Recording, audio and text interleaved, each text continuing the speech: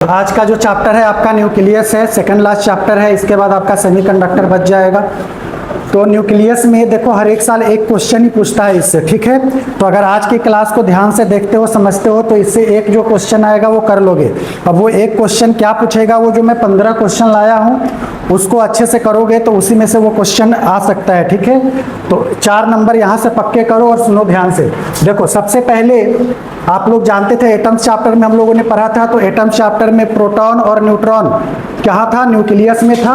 तो एटम के न्यूक्लियस में कौन रहता है, प्रोटॉन और न्यूट्रॉन रहता है। तो प्रोटॉन और न्यूट्रॉन्स के कंबाइंड रूट को मैं क्या बोलूंगा, न्यूक्लियॉन्स बोलूंगा। तो अगर न्यूक्लियॉन्स बोल रहा है तो न्यूक्लियॉन्स का मतलब समझोगे प्रोटॉन प्लस न्यूट्रॉन, समझ में आ गया। अगर न्यूक्लियस बोलेगा तो न्यूक्लियस के अंदर क्या आ जाएगा, प्रोटॉन प्लस न्यूट्रॉन, लेकिन प्रोटॉन्स प्लस न्यूट्रॉन्स न्यूक्लियंस हो जाएगा। तो यहाँ पर देखो अगर न्यूक्लियर कंपोजिशन देखे, जैसे मान लो 11Na23 लिखा हुआ है, तो जो यहाँ पर होता है वो क्या होता है, मास नंबर। तो मास नंबर को हमेशा ए से डिनोट करेंगे। और जेड क्या होता है आपका, प्रोटॉन नंबर, जिसको एटॉमिक नंबर भी बोलते। तो जेड यानी प्रोटॉन नंबर कितना है, 11 है। अगर न्यूट्रॉन की संख्या निकालना हो तो न्यूट्रॉन की संख्या निकालोगे तो ए में से जेड को माइनस कर दोगे, यानी 23 में से 11 को माइनस करेंगे तो इसमें न्यूट्रॉन की संख्या कितना है, 12। तो आपको प्रोटॉन, न्यूट्रॉन और ये सब संख्या आपको निकालने आना चाहिए, ठीक है। उसके बाद न्यूक्लियर रेडियस की बात करें तो न्यूक्लियर रेडियस में जो रेडियस होता है वो डायरेक्टली प्रोपोर्शनल होता है ए की पावर 1/3। अब ए आपका यहाँ पर क्या है, ए आपका मास नंबर है। ए का मतलब एरिया नहीं समझना, ए का मतलब क्या समझोगे, मास नंबर, ठीक है। अगर प्रोपोर्शनल साइन को हटाऊंगा तो किसी कांस्टेंट से मल्टीप्लाई करूंगा, वो कांस्टेंट R0 है। तो R0 की वैल्यू याद रखना 1.2 फर्मी होता है, या इसको अगर 10 की पावर में लिखेंगे तो 1.2 इंटू फर्मी का मतलब जानते हैं आप लोग कि 10 की पावर -15 मीटर होता है, ठीक है। उसके बाद वॉल्यूम की बात करें तो न्यूक्लियर वॉल्यूम यानी डायरेक्टली प्रोपोर्शनल होता है मास नंबर के, इसको ध्यान में रखिएगा। अब वॉल्यूम क्या होता है, देखो कोई भी एटम होता है तो स्फीयर जैसा होता है, तो स्फीयर का जो वॉल्यूम होगा वही लिखा हुआ है। स्फीयर का वॉल्यूम क्या हो जाएगा, 4/3 पाई r³। r आपका क्या है, रेडियस है। तो यहाँ पर अगर आपसे कहेगा कि वॉल्यूम और मास नंबर के बीच कैसा रिलेशन है, तो कैसा रिलेशन है, अगर वो मास नंबर बढ़ेगा तो वॉल्यूम भी क्या होगा, बढ़ेगा। तो इसके बीच का ग्राफ क्या होगा, ये वो आपका उसके बीच का ग्राफ है। और जो मैं यहाँ बोल रहा हूँ उसको ध्यान से सुनना। ये आपका क्या है, ए है मास नंबर, ये है डेंसिटी। तो डेंसिटी का मास नंबर पे कोई फर्क नहीं पड़ता, यानी तुम मास कितना भी बढ़ाओगे डेंसिटी हमेशा क्या रहेगा, किसी भी एटम का फिक्स रहेगा। तो न्यूक्लियर डेंसिटी लिखा भी है इंडिपेंडेंट ऑफ ए। इसी कॉन्सेप्ट पे कितना क्वेश्चन नीट में पूछ रखा है। तो न्यूक्लियर डेंसिटी क्या है, independent of A, it is same for all atom. All atom के लिए डेंसिटी क्या होगा, सेम होगा। तो डेंसिटी की वैल्यू क्या है, 2.3 इंटू 10 की पावर 17। अगर ये भूल भी जाओ तो याद रखना 10 की पावर 17 kg पर मीटर क्यूब होता है। आप लोग जानते हैं कि डेंसिटी का यूनिट क्या होता है, डेंसिटी का यूनिट क्या होता है, kg पर मीटर क्यूब। इस स्लाइड से कोई दिक्कत है तो देख लीजिए एक बार, कुछ पूछना है तो पूछिए। मुझे लग रहा है कि सब क्लियर होगा।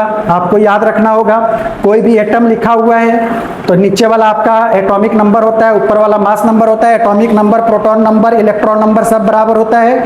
अगर न्यूट्रॉन की संख्या कहेगा निकालने के लिए तो मास नंबर में से क्या करेंगे, प्रोटॉन नंबर या एटॉमिक नंबर को माइनस कर देंगे।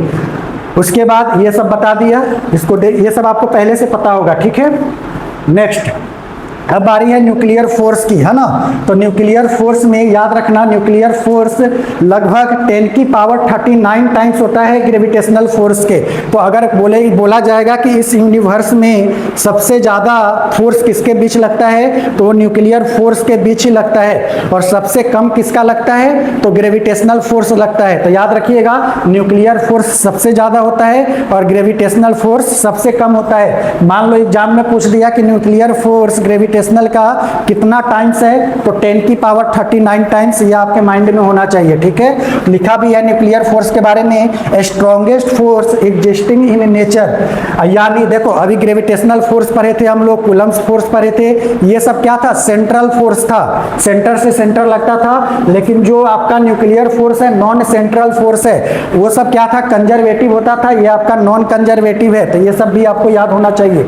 Nuclear force is short range में में आर की वैल्यू क्या होगा, ग्रेटर देन 0.8 फर्मी, तो ये क्या होगा, एट्रैक्टिव होगा।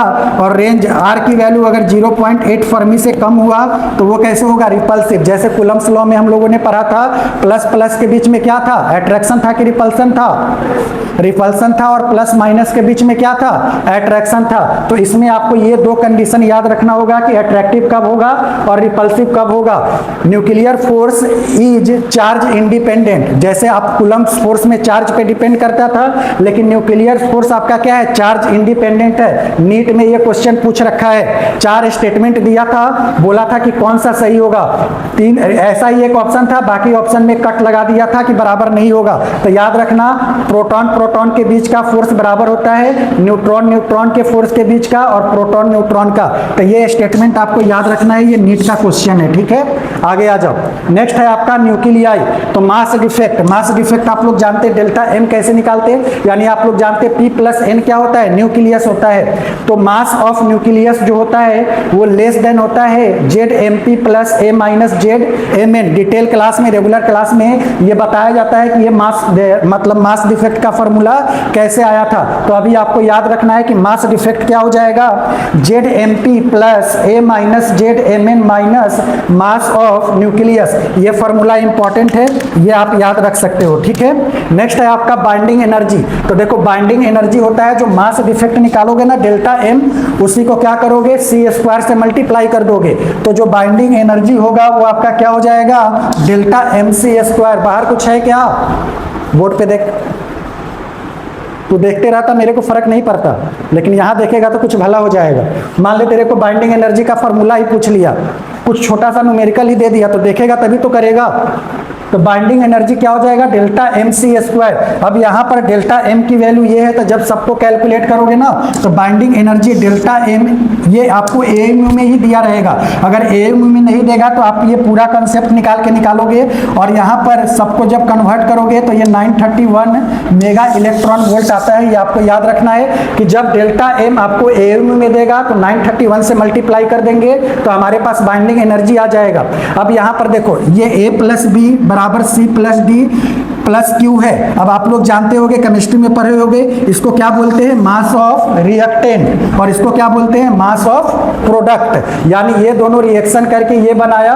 तो यहाँ पर डेल्टा एम कैसे निकालोगे, यानी जो मास ऑफ रिएक्टेंट है और मास ऑफ प्रोडक्ट है उसमें से माइनस कर दोगे तो आपका डेल्टा एम आ जाएगा। तो बाइंडिंग एनर्जी फिर से वही आ गया, डेल्टा एम अगर रिएक्शन के फॉर्म में दिया तो डेल्टा एम कैसे निकालोगे, और उसके बाद इसकी वैल्यू रख दोगे तो आपका आंसर आ जाएगा।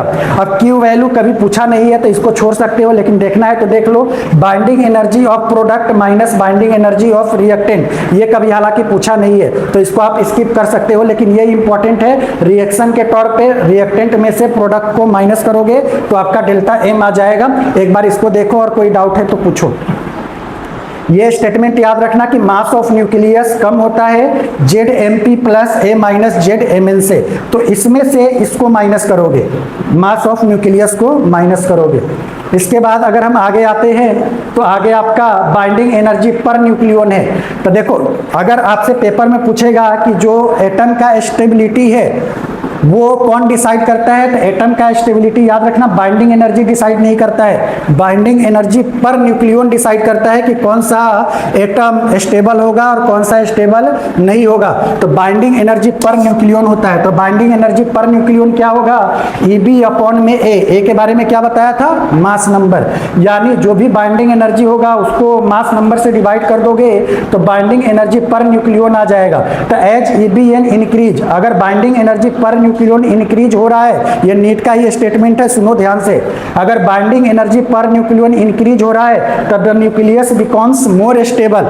दो ऑप्शन दिया था, एक दिया था आपका कि बाइंडिंग एनर्जी इंक्रीज करने से एटम का स्टेबिलिटी मतलब न्यूक्लियस का स्टेबिलिटी इंक्रीज होता है, और दूसरा दिया था बाइंडिंग एनर्जी पर न्यूक्लियस इंक्रीज करने से न्यूक्लियस का स्टेबिलिटी इंक्रीज होता है। तो जहां पर न्यूक्लियस होगा उसको टिक करोगे स्टेबिलिटी के केस में, सिर्फ बाइंडिंग एनर्जी वाला टिक नहीं करोगे। तो बाइंडिंग एनर्जी पर न्यूक्लियस गिवन होगा। अब देखो यहाँ पर A प्लस बी C+D(Q), ये आप जान गए कि ये रिएक्टेंट है और ये क्या है, प्रोडक्ट है। तो बाइंडिंग एनर्जी पर न्यूक्लियॉन्स मान लो इसका EA है, इसका EB है, इसका EC है, इसका ED है। तो Q वैल्यू वहां ऊपर जो आया था ना, Q वैल्यू कैसे निकालोगे, बस देख लो। क्या करोगे, EC को A3 से मल्टीप्लाई कर दोगे, तो EC A3 प्लस ED को A4 से मल्टीप्लाई कर दोगे, ED A4 माइनस इसको इससे मल्टीप्लाई करके निकाल दोगे Q वैल्यू क्या होता है। ठीक है, अब यहाँ पर ये ग्राफ है बाइंडिंग एनर्जी पर कर्व का, ये क्लास में सब सारा पॉइंट लिखवाया हुआ है, अगर जो बच्चे रेगुलर पढ़े हैं। उसमें क्या था कि the curve has maximum of about 8.75 mega electron for A equal to 56, यानी A इक्वल टू 56 पे बताया गया होगा। देखो ये A इक्वल टू 56 है, ये स्टेबल होता है। इसके नीचे आओगे तो अनस्टेबिलिटी होगा, इसके ऊपर जाओगे तो अनस्टेबल होगा। आगे लिखा हुआ है EBN का बाइंडिंग एनर्जी पर न्यूक्लियॉन समझना। तो अगर बाइंडिंग एनर्जी पर nucleon is lower for both light nuclei, मतलब अगर A की वैल्यू 30 से कम है एंड हेवी न्यूक्लियाई, A की वैल्यू क्या है 170 से ज्यादा है, तो ये क्या होता है, बाइंडिंग एनर्जी पर न्यूक्लियॉन कम होता है। तो कंडीशन क्या है, स्टेबिलिटी के लिए A होना चाहिए 56, और अगर हेवी, अब अगर आपसे बोलेगा कि अगर A लेस देन 30 है और A मोर देन 170 है, तो उस केस में बाइंडिंग एनर्जी पर न्यूक्लियॉन क्या होता है, कम होता है। ठीक है, नेक्स्ट आओगे तो नेक्स्ट है आपका अल्फा डीके। अब देखो डीके में अल्फा डीके पढ़ना है, बीटा डीके पढ़ना है और गामा डीके पढ़ना है। ये चैप्टर पहले से ही छोटा था, इसको और चैप्टर को छोटा बना दिया गया है, आपके एनटीए ने छोटा बना दिया है, क्योंकि इसमें रेडियो एक्टिव वाले पार्ट को डिलीट कर दिया है, तो रेडियो एक्टिव आपको पढ़ना नहीं है। ठीक है, तो अल्फा डीके क्या होता है, बस सुनोगे समझ में आ जाएगा। मान लो ये पेरेंट्स न्यूक्लियाई है, पेरेंट्स न्यूक्लियाई क्या होता, जो टूटता, इधर वाले को क्या बोलेंगे बताओ, डॉटर न्यूक्लियाई, अगर क्लास में पढ़े होगे तो ये पेरेंट्स न्यूक्लियाई जिसका एटॉमिक नंबर क्या है Z और मास नंबर क्या है A। तो जब भी कहेगा कि अल्फा डीके हो रहा है, तो अल्फा डीके का मतलब होता है एटॉमिक नंबर में 2 की कमी होना और मास नंबर में 4 की कमी होना। याद रखना, अल्फा डीके में क्या होता है, एटॉमिक नंबर में 2 की कमी हो जाता है और मास नंबर में 4 की कमी हो जाता है। तो यहाँ पर प्लस, इसी को अल्फा डीके बोलेंगे। तो देखो 2 की जो कमी आया वो 2 ये ले लिया, जो 4 की कमी आया ये 4 ले लिया, तो इसी को बोलते हैं अल्फा पार्टिकल डीके। Q का मतलब होता है एनर्जी, कुछ इसमें से निकलेगा तो ये एनर्जी है। Q का मतलब क्या समझोगे, एनर्जी समझोगे। तो Q मतलब क्या हो जाएगा, Q कैसे, mx minus my minus m alpha c²। हालांकि इस पे न्यूमेरिकल नहीं पूछेगा, लेकिन अल्फा डीके क्या होता है याद रखना, आपका मास नंबर में 4 की कमी होना और आपका एटॉमिक नंबर में 2 की कमी होना, ये याद रखिएगा। अब देखो ये आपका अल्फा डीके हो रहा है, तो मोमेंटम क्या होगा, कंजर्व होगा। तो मोमेंटम को कंजर्व करके जो काइनेटिक एनर्जी का फॉर्मूला आप लोग जानते क्या होता, p²/2m। ये काइनेटिक एनर्जी का फॉर्मूला आप मोमेंटम के टर्म में पहले से ही आपको पता है। तो यहाँ पर काइनेटिक एनर्जी देखो, पिछली वाला जो 2 एटम का क्वेश्चन शुरू में उड़ाए थे, इसी से उड़ाए थे, 1/m था ना, तो 1/m यानी काइनेटिक एनर्जी हाफ mv² रखोगे, तो यहाँ पर 1/m यानी काइनेटिक एनर्जी इनवर्सली प्रोपोर्शनल होगा 1/m के। तो वही चीज लिखा होगा कि kinetic energy of alpha particle is more than daughter nuclei. अब यहाँ पर काइनेटिक एनर्जी Y का, काइनेटिक एनर्जी अल्फा का, ये देख लेना। तो अभी इसमें अगर मैं बोलूँ कि इंपॉर्टेंट क्या है, तो ये वाला चीज इंपॉर्टेंट है और दूसरी बातें ये वाला टर्म इंपॉर्टेंट है। इतने अपने माइंड में बैठाइए। तो अल्फा डीके क्या होता है सबको समझ में आ गया होगा, समझ गए ना अल्तमस, बोलो कि यस सर। हाँ ठीक है, पूछू, नो सर, ठीक है। आगे आ जाओ। अब बीटा डीके की बारी है। अल्फा डीके में मास नंबर में 4 की कमी होती है और एटॉमिक नंबर में 2 की कमी होती है। अब देखो बीटा डीके 2 टाइप्स का होता है, पहला होता है बीटा माइनस डीके और दूसरा होता है बीटा प्लस डीके। कैसे याद रखोगे, अगर माइनस डीके आया तो माइनस डीके का मतलब बीटा माइनस लगा देना, और माइनस लगाए तो बैलेंस करने के लिए आपको +1 करना पड़ेगा। तो बीटा माइनस डीके में क्या होता है, मास नंबर आपका सेम रहता है। बीटा माइनस डीके में क्या होता है, कंसेप्चुअल क्वेश्चन बनाएगा अल्फा बीटा गामा पे, तो स्टेटमेंट के जरिए ही बनाएगा वो, है ना। तो बीटा माइनस डीके में मास नंबर सेम रहता है, एटॉमिक नंबर में 1 इंक्रीज हो जाता है, यानी Z+1 होगा। बीटा माइनस होगा तो याद रखना कि +1 हो जाता है। अगर बीटा प्लस डीके होगा तो बीटा प्लस यहाँ लगाए तो यहाँ पर माइनस हो जाता है। तो माइनस में प्लस होगा और प्लस में क्या हो जाएगा, माइनस हो जाएगा, याद रखना। तो यहाँ पर लिखा भी है कि atomic number increase by 1 and mass number remains same. Statement जो मैंने बताया वो स्टेटमेंट में भी लिखा है। यहाँ पर देखो atomic number decrease by 1 and mass number यहाँ भी क्या रहेगा, सेम रहेगा, लेकिन अल्फा डीके में क्या हो रहा था, 4 की कमी हो जा रही थी। तो बीटा डीके को एक बार देखो अच्छा से, हालांकि सबको समझ में आ गया होगा जो क्लास में सुन रहे होंगे अच्छे से। जो 15 क्वेश्चन लगाऊंगा उसको ध्यान से देखना। मैं बोल रहा हूं कि ये 15 क्वेश्चन में से ही एक आपको नीट में छापेगा। अब वो 15 में से कौन सा छापेगा नीट में, वो सबको आपको समझना होगा, ठीक है। चलो, इसमें किसी को डाउट है? नहीं। अब गामा डीके क्या होता है, तो गामा डीके में कुछ भी चेंज नहीं होता है। गामा डीके का मतलब रेडिएशन होता है, तो बस उससे एनर्जी यानी फोटोन निकलता है। तो इसमें no change in atomic number and mass number. तो कहेगा वैसा कौन सा डीके है जिसमें आपका कुछ भी चेंज नहीं होता है, तो क्या बताओगे, गामा डीके।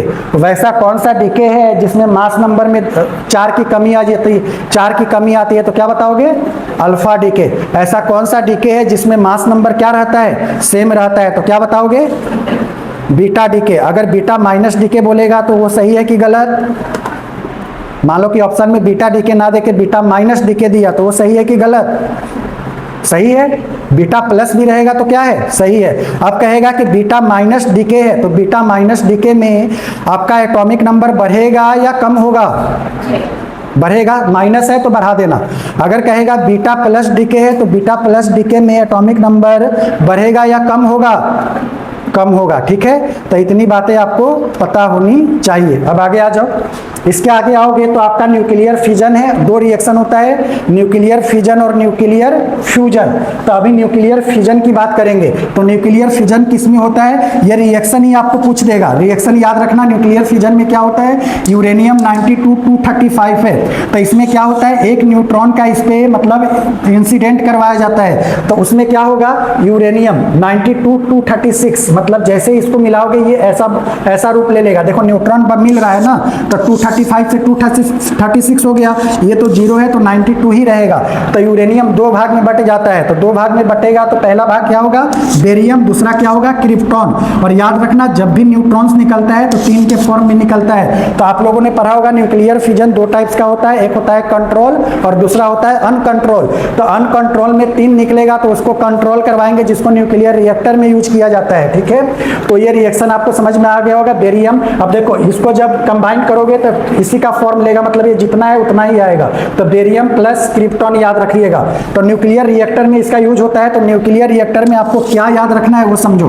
मल्टीप्लिकेशन फैक्टर के की वैल्यू 1 होगा तो वो क्रिटिकल कंडीशन होगा। अब मॉडरेटर के यूज में क्या, ये भी पूछा हुआ है नीट का, मॉडरेटर के रूप में क्या यूज करते हैं, तो हेवी वाटर यूज करते हैं। हेवी वाटर का मतलब होता है D2O, या ग्रेफाइट भी यूज करते हैं या बेरिलियम ऑक्साइड भी यूज करते हैं। तो आपसे पूछेगा कि न्यूक्लियर रिएक्टर में किसका यूज करते हैं, मॉडरेटर के रूप में, तो क्या बताओगे, हेवी वाटर या ग्रेफाइट या बेरिलियम ऑक्साइड। दूसरा है आपका कंट्रोल रॉड। तो कंट्रोल रॉड के रूप में किसको यूज किया जाता है, बोरोन को यूज किया जाता है और कैडमियम का यूज किया जाता है, ये आपको पता होना चाहिए। कूलेंट के रूप में किसका यूज करेंगे, CO2, वाटर, नाइट्रोजन। ये न्यूक्लियर रिएक्टर का ये जो 3 पार्ट है, इसमें से मैं अभी पूछूंगा, इसको देखो, रिएक्शन को देखो जल्दी से पूछूंगा किसमें किसका यूज किया जाता है। बोर्ड पे देख रहे अल्तमस, याद कर, क्या हिसाब जोड़ रहा है, पैसे गड़बड़ हो गए हैं क्या? तो देख इसको याद कर, मॉडरेटर में किसका यूज किया जाता है, कंट्रोल रॉड में किसका यूज किया जाता है,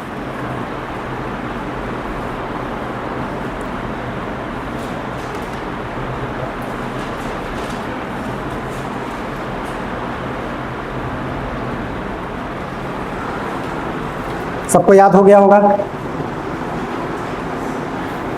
क्या पता आपका किस्मत अच्छा हो, यही पढ़ के गए इसी में से आ गया, तो उसको किस्मत बोलते हैं। तो किस्मत बनाने के लिए भी तो पढ़ना पड़ता है। अब पूरा छोड़ के ही ब्लैंक चले जाओगे तब तो उम्मीद ही नहीं है कि कुछ करोगे, लेकिन कुछ पढ़ के जाओगे, उसी से रिलेटेड आ गया तो करके आओगे, इसी को किस्मत बोलते हैं।